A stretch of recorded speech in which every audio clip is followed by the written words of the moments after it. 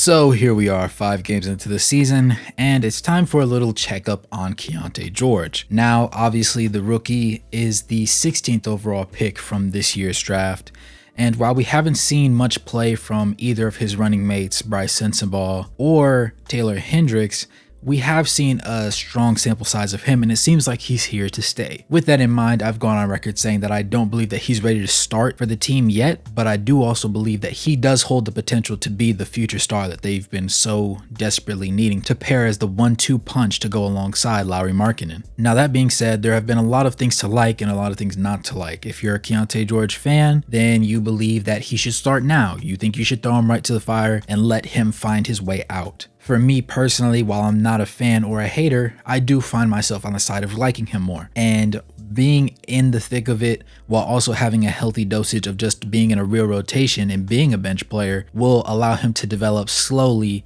but in a very mature manner that makes sure that he lasts once they do end up putting him in the position to lead the team. With that in mind, I believe that he did just have his best game against the Memphis Grizzlies, who previous to playing against the Utah Jazz sported the 15th ranked defense, admittedly across only 4 games, but middle of the pack defense nevertheless. That being said, he ended up putting up 9 points, shooting 4 of 8 from the field and 1 of 4 from the 3-point line to go along with 1 rebound, 3 assists, a steal, and a block, all within 23 minutes. While this was not the game where he had his most points, rebounds, or assists, this was the one that he looked to be the most comfortable being on the floor, in my personal opinion. In the blowout loss against the Suns, he ended up playing his most minutes at 27, and also we got to see just more of his overall rounded game, in which he had 12 points, 7 rebounds, and 6 assists to go along with 1 steal. However, he shot 4 of 12 from the field and 2 of 8 from beyond the arc. I don't believe that those shooting splits necessarily indicate the type of player that he is even in this moment,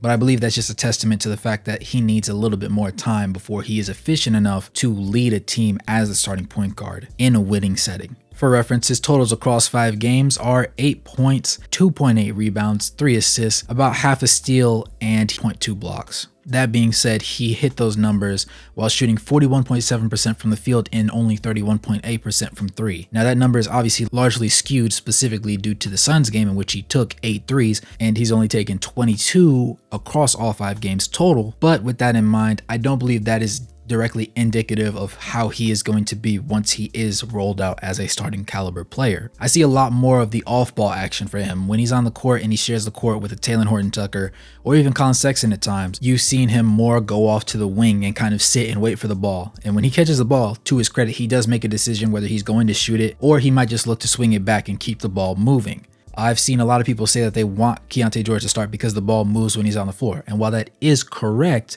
I think the more apt thing to say is that he is more of a passer and more of a willing passer because his offensive game hasn't completely filled out to allow him to do the things that he could potentially do 2 or 3 years from now. Now, I believe once he ends up getting his feet under him, he'll be more of a 45% from the field, maybe 35% from 3 kind of guy. But that also relies on him taking the proper shot selection and also being in good situations to make those sorts of plays. He hasn't shied away from contact as of late, particularly against the Grizzlies, and I love that. Now he is 6'4", 194, so he does have a little bit more weight to his frame than some of the more recent guards that have come into the league and had trouble from a physical standpoint. But with that in mind, it's still impressive that he is able to effectively find his way downhill and either finish at the rim or get himself into a position where he has the potential to take free throws. I would say that he is his most confident self when he plays alongside Chris Dunn, but more recently he's seen some more minutes alongside Colin Sexton, which I really wasn't expecting to like that pair as much as I have.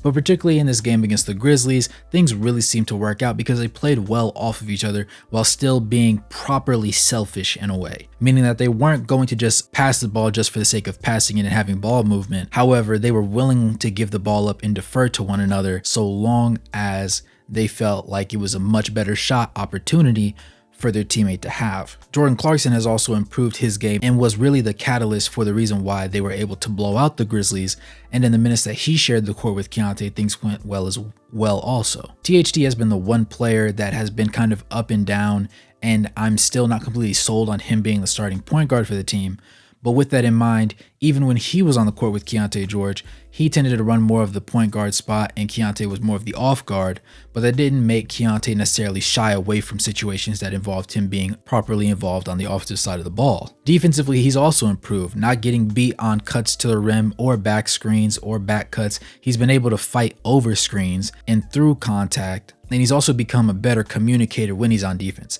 knowing when somebody needs to switch, knowing when he's the man that needs to switch, or calling for his teammate to hold their man in a situation that he doesn't feel comfortable switching on to the opposing offensive player. With that in mind, of course, it's only a 5-game sample size, so I don't want to talk too much about something that could potentially change 5, 10, 15 games from now. But I do want to say that I like the growth that we're seeing from Keyonte George.